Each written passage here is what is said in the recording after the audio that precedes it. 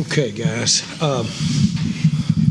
Coach, just to kind of give a little, so you can direct, and then we'll do it any way you want to ask a question, of course. But Stephen will direct principally about the way the draft was falling, organized, what we were thinking, any trade possibility, whatever. Stephen can handle most of that. Mike, Coach, how do you see using them? What can we be doing with them? And generally, I'll just say that obviously the way it fell was defense for us. We're not through yet. But as it turns out, we couldn't be more pleased that the emphasis of the draft and the side of the ball that we're addressing on the draft is working out for us, that it's our defensive players. So any questions you might have? Was there any consideration during any of these picks to take an offensive player, or did just every way just felt you're like, this is the defensive player is the best guy that's there? Yeah, we considered it, especially there in the third round. We looked at a couple of situations, but we decided to, obviously take the player we picked. But we were certainly thinking offensive lineman in particular we might take a look at, and a receiver as well that were in play there. But as it turned out, the defense ended up ruling the day.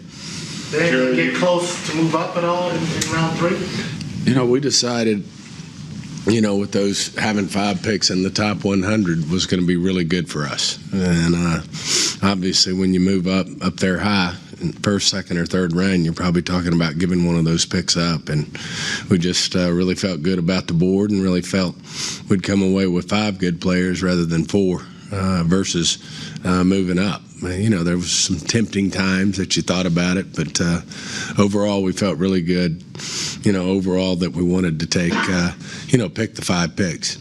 Jerry, in the time you've on the team, you all have never started with 5 defensive players. Is there any clearer way to send the message that the defense is where you need to improve? Well, I think that there's a lot of things you could interpret from this. Unfortunately, we didn't need to send any messages. It's pretty well known where we might need to be doing some addressing. But this was not a design to, and I'm not taking it literally, but it wasn't designed to send any interpretation of how we felt about things.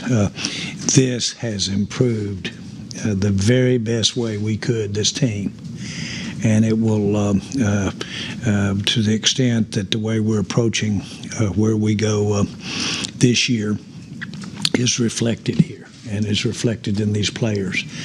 This day and time, you really need to get help in the draft. The very nature of the structure, the cap, all of the things that are involved.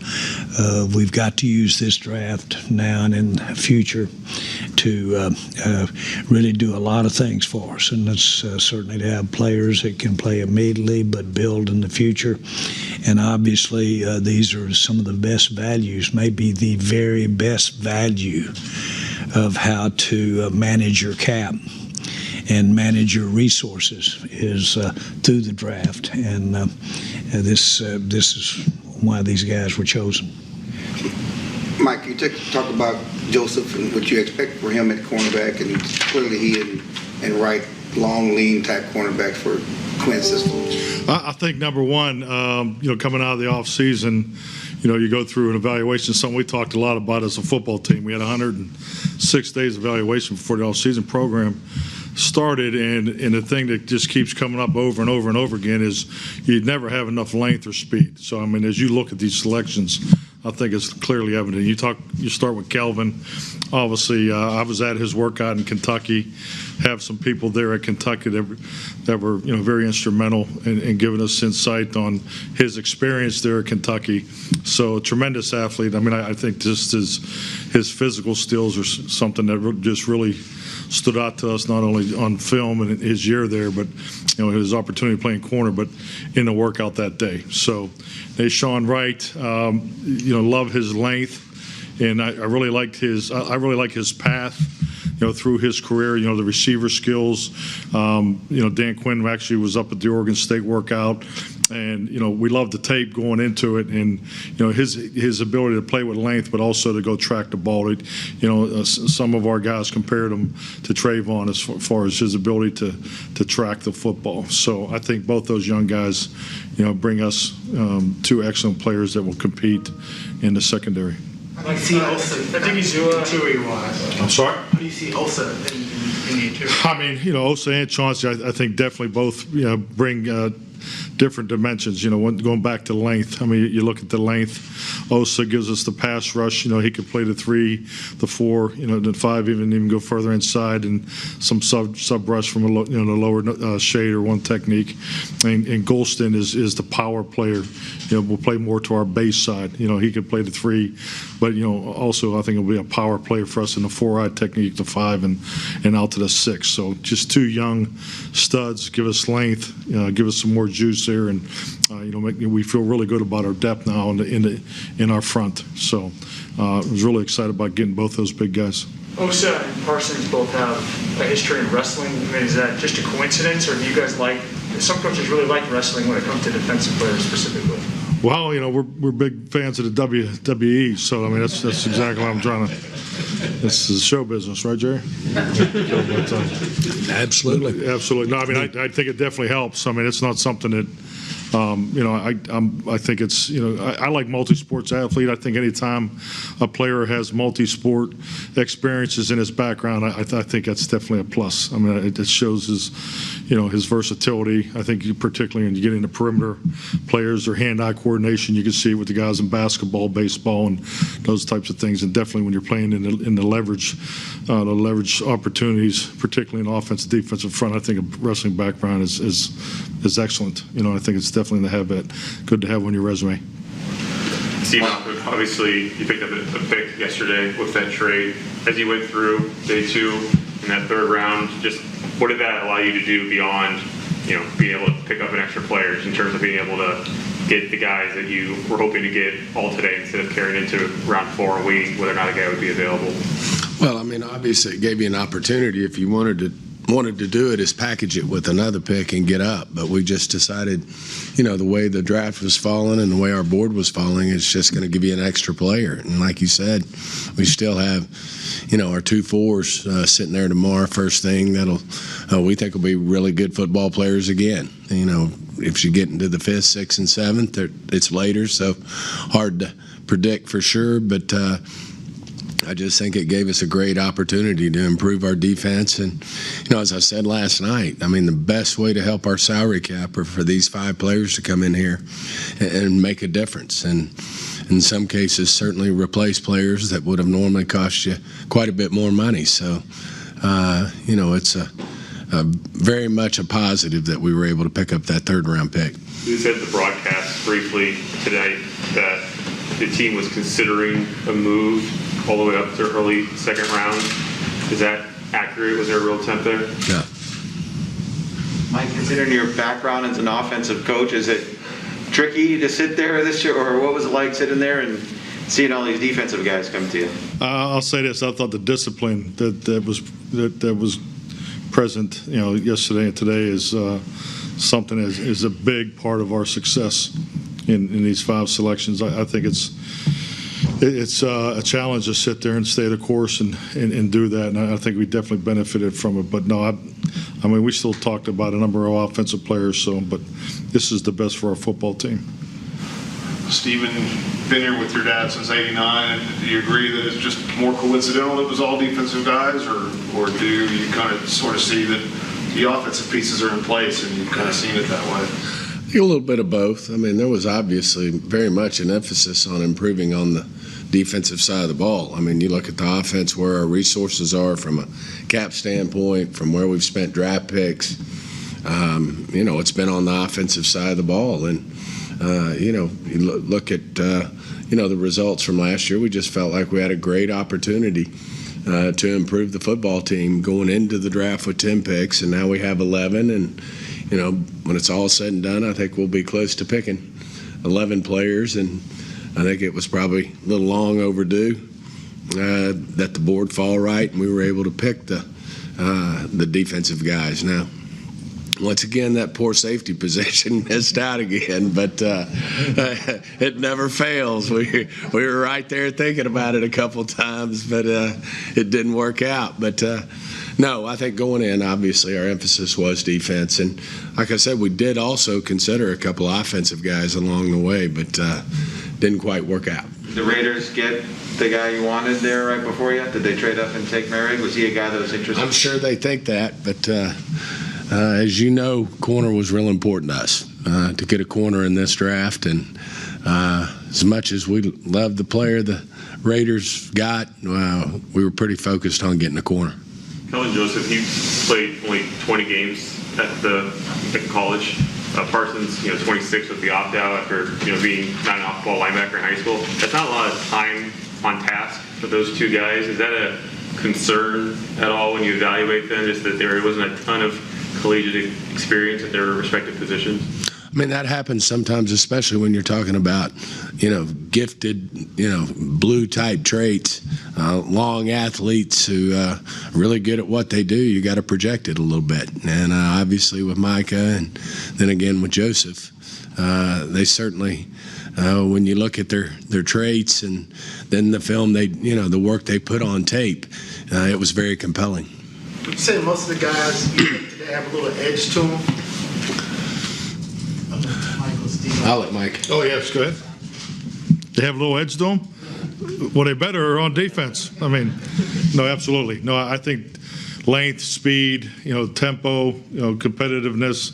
I mean, those are all things that we're looking for, and I think every one of these guys fit the bill. I mean, our energy, we need to start the season, the way we finished in certain areas, and I think these young guys bring that to the table. Did the pro days have more sway this year in the process because you didn't see some guys play a lot of football and your eyes weren't on them as much as they had been through your scouts even? I know from my personal perspective, I think it was a little, I don't want to call it a crapshoot. It was just, it was up and down. You had more information on one player than you had on the other, and I think just the discipline in this whole evaluation process has been just trust the information that you have. Let's not overreact to the COVID. I mean, not overreact to how many games they played. I mean, you can look at it either way. I mean, he didn't play many games, but, I look at it, the guy has a higher ceiling. So, I mean, it's just how you view the information that was available. And I think our personnel department and the whole evaluation process, we stuck to our guns and we were disciplined and, taking the picks and just frankly, we really knew the players we picked. We felt really good about the guys that we picked, and we felt really good about the guys that we wanted to pick. And I think that's the discipline in this year of all years. Along those lines, we talked about before the draft medically, the questions going into this draft, a little more uncertainty. What's your confidence and your full grasp of where all these guys are that you've taken so far, where they are medically? Do you know for certain, or you wait until they get to the building and to really feel like you have a strong feel of that? I mean, it's not what it normally is. I mean, there's no question about that. But I feel from my chair, I feel good about the information that our medical staff and Will McClay and his staff have put together, and we obviously get these players here in the rookie orientation, and we'll obviously know more then. I don't think we really got into a player. The last 2 days that we had concerns about medically. I mean, there were some players we would have taken that might have been a little, question mark or two, but felt good enough to do it. But with the guys we took, for the most part, felt really good about where they were medically. There are two things. Number one, you can not have the information. And so that's one degree of ambiguity or one degree of uncertainty. And then there's having the information and having uncertainty and then making a decision knowing there's uncertainty. In other words, they've been examined, there's a maybe there. And so you have two different sets of circumstances. And I think that to the extent that there are injury issues involved in any of the players that we've picked, we're aware of everything. And that's the first one that I talked about, aware. Do you have pluses and minuses in this game relative to health and individuals, human beings, of course. But I, too, feel good about it. One of the things, I'm looking at a list up here, and it shows our picks by round. And one of the things that jumps out at me is the fact that their bottom 3 picks are obviously the third-round picks. Well, if you had decided you wanted to obviously do some trading and get in that area pretty good, then you wouldn't have that group down there. So that when we got to that group down there, we had anticipated there being some players that we really thought could help the Cowboys in the future. And so we got there, and sure enough, they were there, and we hadn't used the picks up here to maybe change the looks up there. And that was the reason why you didn't do it, because you knew later in this draft you had some really outstanding players down here. And the facts are that when we made the last pick in the third round,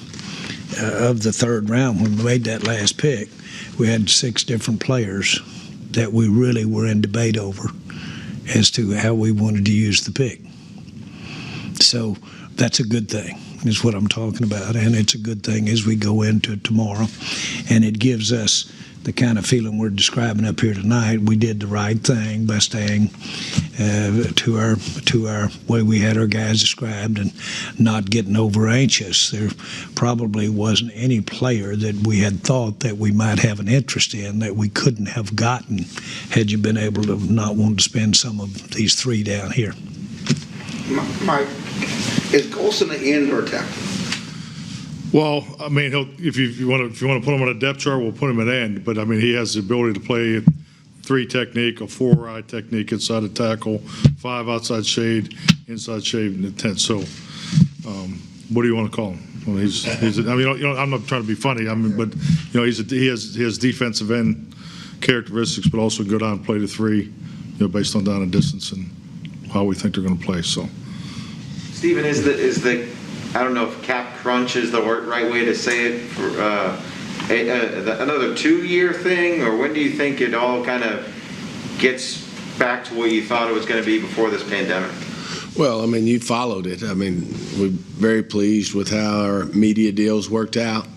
A lot of it's going to depend, which we feel so optimistic about in terms of getting back to normal, having full stadiums, which we think is going to happen. And when that happens, pretty much the issue is just, the lost revenue from last year, which we're certainly seeing evidence of that in this year's cap. But, at some point, obviously, here, once you start filling the stadiums up again, and I think it'll be this year, we're so optimistic, then, hopefully everything will get back in a rhythm, and you'll make up for the revenue that we lost in 20, and hopefully there you go.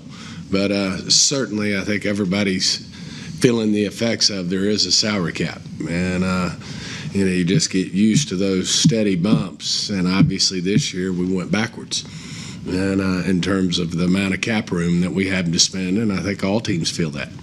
And that's why this draft and why we really emphasized taking all our picks, because the draft is your lifeblood in terms of offsetting when you pay your great players like Dak, like Zeke, like Tyron, like D-Law.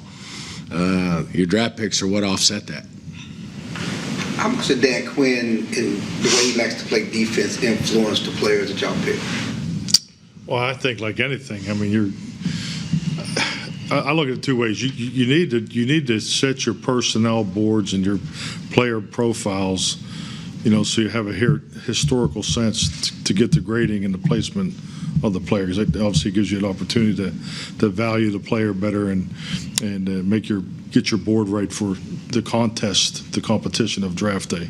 Now, how you do that is the defense and the offense come in and you build profile tapes, and you sit down with the scouting department and we collaborate and we come up with a profile for each position. So I think obviously, offensive coordinator and defensive coordinator, the profiles of how we want to play in conjunction with the personnel department is is how we view how the players will be used and the characteristics you like to have in that player.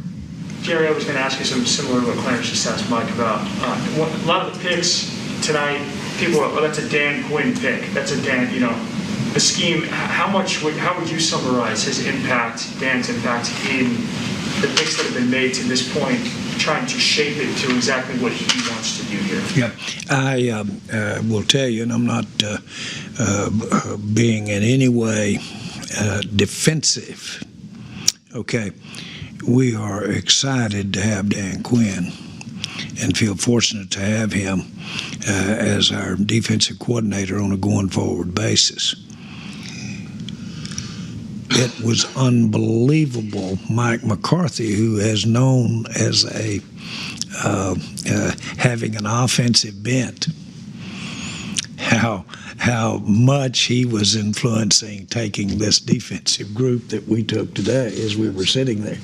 And so it was just, matter of fact, it was commented on and directly in there. But the point is that certainly we want to have on the same page. We certainly are going to be on the same page as far as what we're trying to do schematically and how to coordinate it with what we're doing as a team. But on the other hand, it is critical to us that we have coordinated the kinds of players that do that the best, do what he's doing the best. And so that is we've always tried to have our coaches involved in what we do, and not only setting the draft board, but in personnel. We've always tried to do that. It isn't always the case in clubs around the league, but we've always tried to do it. When you have people of the stature of Dan Quinn and you have Mike and you have the kinds of people that are doing this, then they are very impactful. Along those lines, how much of your mindset has been on the defense based on what happened last year and trying to basically fix what happened last year? I mean, I talked about it in the postseason press conference. Every year you have to take a hard look and you have to either make changes, adjustments, and emphasize and expand on what you've already accomplished. I mean, this is part of the change. I mean, this is clearly part of the change and the advancement of how we want to look as a football team, how we want to play as a football team. And not only that, we want competition all the way through our building, especially most importantly in the locker room. So we're going to have an extremely competitive, hopefully the OTAs, but more importantly, a very competitive training camp. And that's all you can ask for as a coach. Jerry, every time the draft room cam showed you guys, it seemed like you guys were having a good time. It seemed like you were happy about the picks you made. I was wondering how you would compare it to how you feel or you felt after the first 2 rounds last year. It was obviously well publicized that you guys did really well with the Trayvon Diggs and CeeDee Lamb and Gallimore. How does this year through the first 3 rounds compare to the way you felt last year through the first 3 rounds? Well, I think that it was different. We're together this year. We were remote last year, and I don't know if that's what you're alluding to, or are you alluding to the results? The results. Okay, great. Well, we were pretty happy about number 88 last year when we got him, and this year. We had to coordinately, we had to make adjustments as we came in with some things that we had thought might come our way relative to the early corners. And so all of those things are reflected in the expressions that you might see in a draft room on your face. At the end of the day, though, to have gotten a player like Parsons, and then to have followed that up with the kind of day that we had today, which we got to see and feel as far as our attitude and how we were smiling or not smiling on a deal when we came through and ended up with our 3rd round picks today, our second, of course, pleased as well. It made it a very fun day. Yeah. Made it a very rewarding day, and one that I wouldn't want to try to redo here. Is that it? I'm just kidding. Stephen, now that you're closer to the end and the beginning, how do you see the backup quarterback thing as it relates to the draft? Well, the only thing I always add to personnel, as far as quarterbacks are concerned, we're always looking to improve our roster, not only quarterback, but any other position on the team. And, a lot of times after the draft, people draft quarterbacks, they let other quarterbacks go. But in general, I'd let Mike speak to, obviously, he's been around a lot of great quarterbacks and knows what we're looking for on the offensive side of the ball. So I'll let you speak to that, Mike. Definitely. I mean, it goes back to the earlier answer. We want competition, especially in that room. So, I mean, if there's an opportunity to continue that, we'll definitely do it. I think really what we've concentrated on the last 2 weeks is a coaching staff, particularly Kellen and Doug, is just to make sure that room's totally on the same page. Because, we didn't have Dak in there last year. So now that we're able to have the virtual meetings and, get the coaching and the footwork and all the basic fun. So we're getting to go through some things at the detail and in depth as we haven't had the opportunity to, and, as I was accustomed in the past. So getting that room set has been really good the last 2 weeks. And obviously having Dak as the lead man in there. But yeah, I think if the opportunity presents itself to add competition, I think we definitely look at that. Steve, you guys led the NFL for this draft in compensatory picks. That won't be the case next year's draft. Does that make you more inclined on day 3 if an opportunity comes to trade back and pick up more picks next year to do so, either just to have more picks next year or perhaps use that as a trade to get a veteran or just give yourself more versatility down the road? Yeah, I think if it makes sense, we would. I mean, we had an opportunity today to move back and pick up a next year's pick in one incident. But it didn't necessarily make sense because we didn't want to risk losing the player we were going to pick. And, there's other ways to accumulate picks. We were having long discussions how competitive this roster is going to be. And we may have, with these young players, we have some opportunities to make trades, in the preseason there. So, there's a lot of ways to acquire picks. I still think we'll end up with a few compensatory. We won't lead the league this year, probably. And the number of picks we actually get, in terms of the compensatory situation. But I do believe that we'll end up with a good number of draft picks, and we'll see where we end up. Steven, to piggyback on what Mike said about the depth, interior defensive line, can you just talk about the foundation you guys are building there? Last 3 drafts, a lot of picks devoted to that group, Tristan Hill, Neville Gallimore. Has that been a conscious effort to try to? Yeah, I think you're always wanting to improve your defensive front seven. I mean, it's obviously so important, especially the defensive line. And, obviously that's been where we've focused because we seem to never end up with a safety in a draft. So, but in all seriousness, I do think there is a focus there to always continue to bring them along because other thing that's an issue at the end of the day is is paying those guys when they get free. And certainly with our cap situation, we've got to be cognizant of that. And anytime we can add good defensive linemen, we're always looking to do that. Thank you, guys. Thank you. Appreciate it. Hanging in there.